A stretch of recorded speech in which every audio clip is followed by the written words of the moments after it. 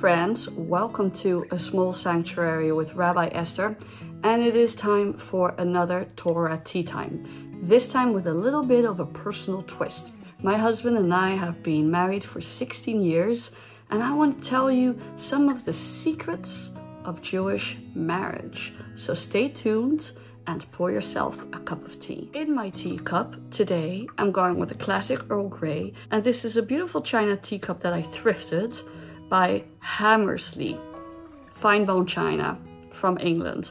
And I love this Sukkot / fall themed pattern with the ripening fruit.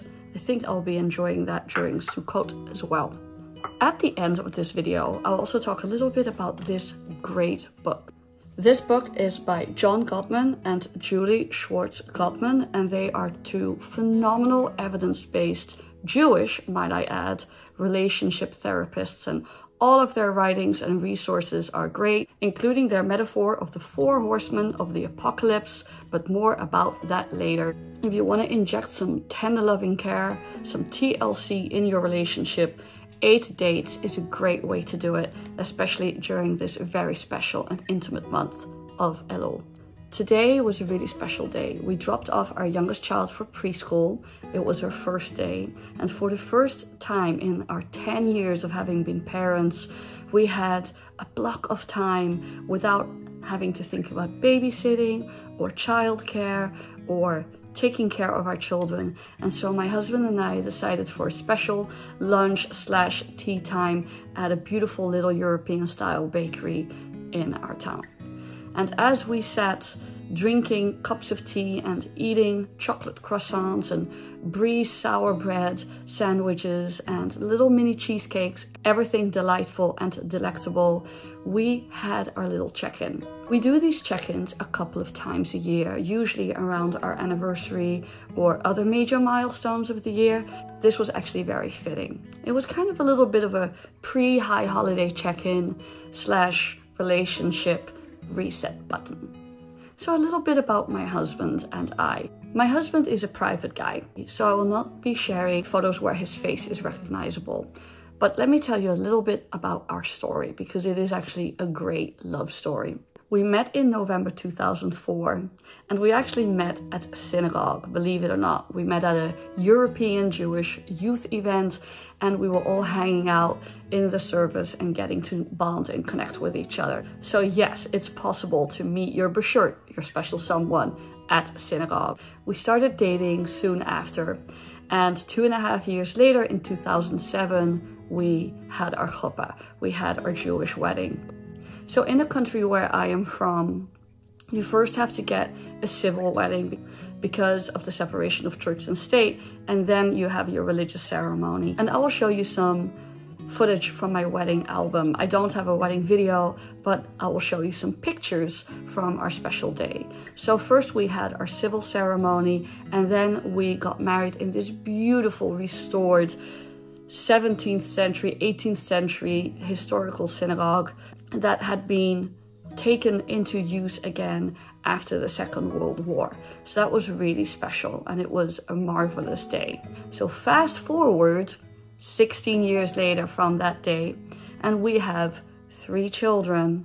We have lived in several different countries together, moved across oceans and continents, and had 1 child born in each separate country. Yes, I had 3 children in 3 different countries. That is my superpower.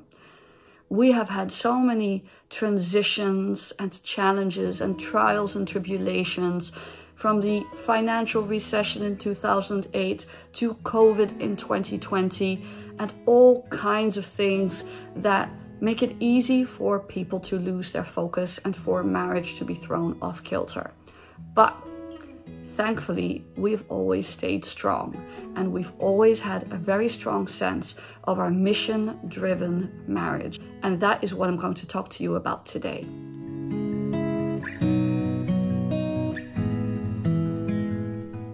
one caveat, and it's my usual caveat, and it's a really big caveat. I am not a relationship therapist or a mental health professional or a counselor of any type. And I'm not here to dispense advice on how other people should navigate their marriages or their intimate relationships. That's not my place. For any evidence-based science on human intimate relationships, I refer you to people like Schwartz-Gottman, for instance, or Esther Perel. Another amazing Jewish, might I add, you're starting to see a theme here, relationship specialist and therapist. So just take my story as exactly that, as a story. I'm just here to showcase the choices and the Jewish frames through which we manage our intimate lives. I also say this with a fair bit of humility. What do I know? I'm just a married wife and mom who happens to be a rabbi. But I know that experiences and hearing about other people's experiences can be helpful and can be validating. We are not a perfect couple. We don't get it right all the time. We have our challenges like any other normal couple. But lo b'shamayim hi, the Torah wasn't given in heaven. It was given for us on earth, for earthly, normal, fallible human beings to be refined through it. And without further ado, ani ledodi v'dodi li, I am my beloved, and my beloved is mine. The secrets of a Jewish marriage. This has been a very fun video to prepare because I asked my husband for his input and then I gave my input, and it was a really fruitful conversation. We chose a number of key topics. Number one, learning your lessons, i.e. what are the lessons you have learned over the course of your marriage. Then number two, finding your purpose and sense of direction in your marriage. And then we talked about Jewish values in our marriage and where we would like to take our Jewish family and our relationship in the future, reflecting on the things we've achieved and that we are proud of and the things we still would like to achieve for ourselves and our family. So here we go, learning your lessons. My husband's wisdom after 18 and a half years together and 16 years of married life. Number one, pick your battles. He said, don't sweat the small stuff. In the beginning, you can experience disconnects or annoyances, but over the course of time, that doesn't really matter. Pick your battles. Number two, make time for each other. Prioritize the relationship, sometimes even over your children, because your children's well-being is dependent on your well-being. It's the oxygen mask in the plane principle. So make time for each other. And number three, don't take your work home with you. And that one, you know, we had an interesting conversation about that because that is hard when you're a congregational rabbi. The work is all-encompassing, and that is a really good lesson for me as well. So I'm really glad we talked about that. My three learning your lessons are: number one, cherish small moments of happiness with each other. It can be very overwhelming to let the world and the negativity of the world take control. Cycle back to what you can control and relish it. Inhabit those moments, those small pleasures and delights. Number two, never take each other for granted. The paradox of married life is that the person we love the most, we often treat the least well. If you think about our interactions with strangers or in the workplace, we really try to be mindful of those relationships. At home is where we let our hair down. And that's good. We need to have that space. But we also have to be mindful not to take each other for granted. And number three, do conscious check-ins like this one. It can be so healthy to take a step back, see the wider perspective, and talk things through and dream together. Part number two, finding your purpose. So my husband said, number one, the one tip for finding your purpose is to have a mission-driven marriage. We have a clear sense of our mission in life. One, on the human level, two, on the Jewish level, and three, on a personal level. And take that sense of your mission into your marriage. Discuss what you want to attain in your marriage and in the life that you're building together. Be willing to revisit those goals, set new course, but always come back to the mission statement for your own marriage. Two, he said, be willing to have tough conversations. And have the tough conversations, not in the heat of the moment, but when you're both calm. Number 3, make space for your own passions. I think my husband and I do this really well. We are really okay by spending an entire evening away from each other, pursuing our own projects, our own hobbies, our own interests, and then coming back together at the end of the evening before we retire for the night. I respect his hobbies and interests, and he respects mine. We also agree that we don't always need to show interest in each other's hobbies and interests. Not that we're indifferent, but he has things that are way beyond my comprehension, things related to technology and mathematics and physics. And I have my things that, you know, bemuse him, like yarn and picking. Oh gosh, this sounds gender stereotypical. But remember, friends, I am a rabbi, I'm a female rabbi, I'm bucking the binary right here. So again, you know, hold on to your own passions and be okay with each other's passions. For me, my 3 things for finding your purpose are as follows. Number 1, put the ultimate at the center of your family. Whatever the ultimate is. For me, the ultimate is God. Not just God, God as experienced through a Jewish covenantal lens, for sure, but God lives at the center of our marriage. The Talmud in Tractate Kiddushin talks about that it takes 3 entities to make a child: the man, the woman, and the Shekhinah, the divine presence. And I think that's a really good model to always orient yourself to a higher principle. And it doesn't need to be religious. It can be a secular principle, a philosophical or ethical principle. But whatever is ultimate for you, be intentional about putting that in the center. And as a sidebar, I really believe in praying for your family. Because when I pray at the end of the Amidah for my family, my husband, my children, it allows me to reflect on their needs and what I can do to provide for their needs and also my own needs. You know, for sure I pray for my own needs, but I think it's just a really gracious private gift that you can give to your loved ones to pray for them. You may or may not have a theology that teaches that prayer intervenes in some way.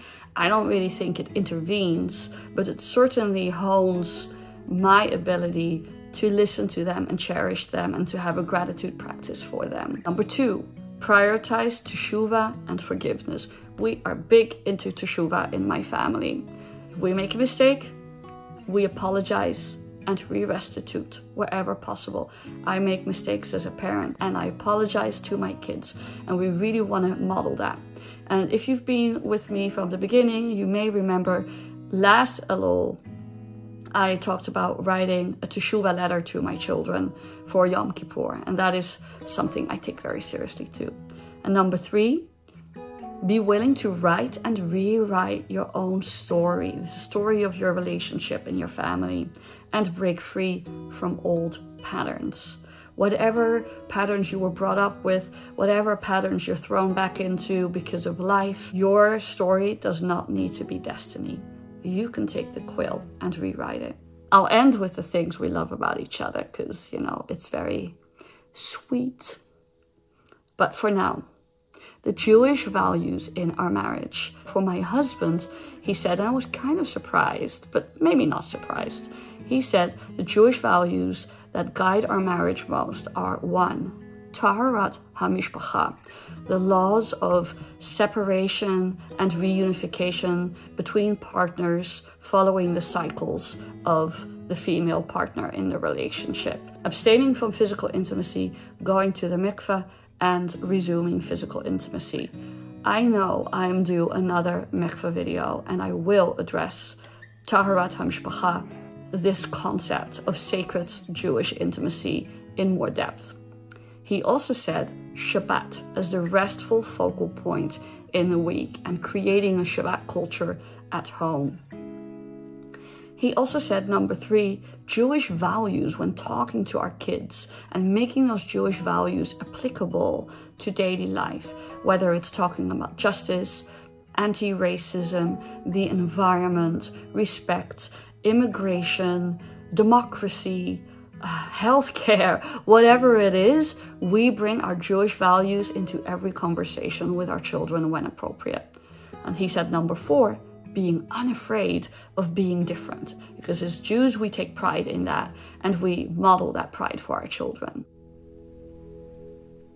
I said number 1, limud, building a culture of home learning. We use Hadar's Parshanut Torah portion learning program for our kids. I will link the video I made about that a while ago in the show notes below. Tefillah was my second one, prayer, showcasing vulnerability and love.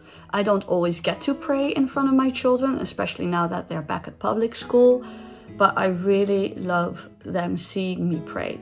Even if it costs me a little in kavanah, because, you know, I'm a little bit distracted or they're there, I think it's really important for me to show how I daven and to also daven over them and shower them with those blessings. Number 3, for me, kashrut. Keeping kosher is such a fundamental part of our religious lives at home, and it goes way beyond what we eat. It informs our ethics, our relationship to the earth. You may remember my vegan Shabbat series. I will link that below as well, because I've done a lot of teaching and thinking about the dietary laws.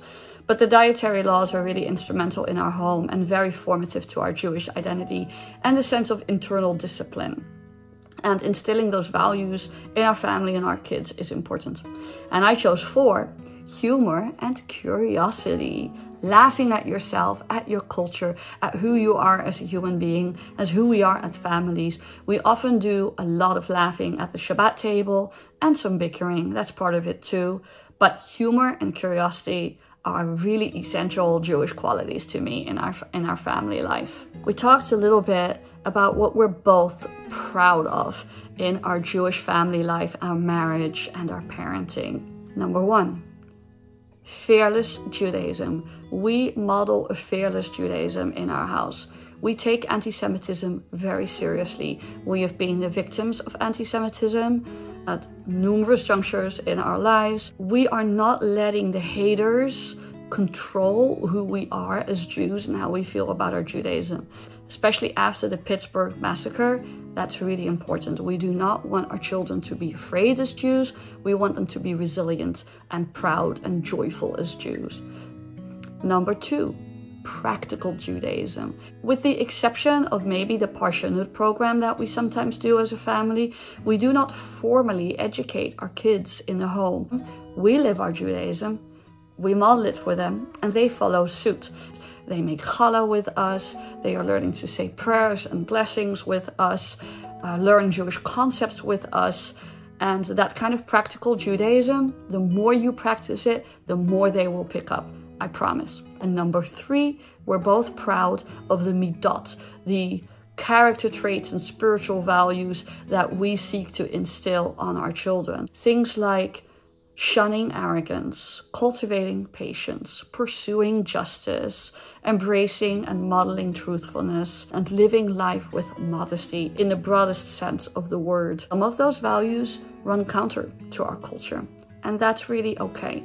But we live those values through an egalitarian, progressive Jewish lens, while at once rooted in the Jewish tradition and in the values of the Torah. Now, lastly, the Jewish things we still want to achieve for our family. We want to make sure that our children will get positive communal experiences through summer camps. They are getting to an age where that's going to become more and more of an option, and we're very excited for that.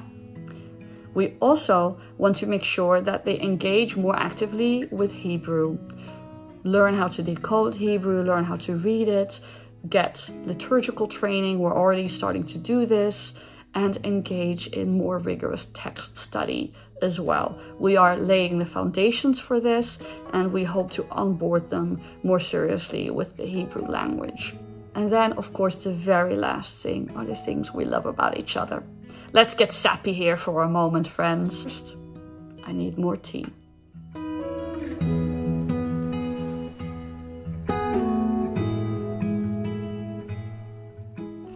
Things he loves about me. He loves the fact that I'm open, funny, intellectual, caring and warm, creative, and I have a fire in my belly. Things I love about him. I love his steadfastness, his modesty, the fact that he's values driven, his constancy and diligence, his kindness and love for our children and for me, his intellectual curiosity, and his unwavering idealism and belief that despite it all, the world can be a better place. So this is our story. This is our story of a modern, egalitarian, spiritually rooted Jewish marriage. Living our values and putting our values at the center of our lives and living under the banner of this Torah Chesed, this compassionate and loving Torah, has been absolutely transformative for our family. I want to say that we also live in a modern world and we buy a lot of books on relationships and parenting that are rooted in evidence-based science, and I cannot push that enough. I know my limits as a clergywoman. I refer myself out sometimes through books like this and the Esther Perel game that I got my husband for Hanukkah, which we also really enjoyed, and I'll link that below. The name eludes me for a moment, but it's a card game with prompts where you get to have really deep conversations with each other. So that's really great fun. And books like this by John and Julie Schwartz-Gottman. They are actually observant Jews, which is super cute. And they write about this idea of the 4 horsemen of the apocalypse. The 4 horsemen of the apocalypse are 4 danger zones for your relationship that you really want to avoid and pull back from and learn different techniques in order to deal with conflict fruitfully. So according to the doctors Gottman, the 4 horsemen are criticism, contempt, defensiveness, and ultimately stonewalling. If your relationship ends up there, then it's pretty rough to recover yourself. And so I will link some of those resources down below as well, because it's been a really transformative teaching in our lives. In this Elul, we take stock of our personal relationships. The Mishnah Torah in Hilchot Teshuvah, the laws of repentance, Maimonides talks about how we cannot come before God before seeking forgiveness, before we have sought forgiveness and restitution from each other. Bein Adam lechavro, from one human being to another. So it has been really nice to be able to take stock of my relationship and the people who are most important to me. And I invite you to do the same with some of the resources that I have referenced. Take Elul, the acronym being Ani lo dodi v'dodi li, I am my beloved and my beloved is mine. Aleph, Lamed, Vav, Lamed, as an excuse to engage more deeply in the intimacy, emotional and otherwise, of our relationships. I hope you enjoyed this more personal Torah tea time and that it is fruitful for the relationships in your life, whether it's with yourself, with your fellow human beings, or with the divine. Thank you for joining me today. Shalom uvracha, with peace and blessing, from my bayit to your bayit.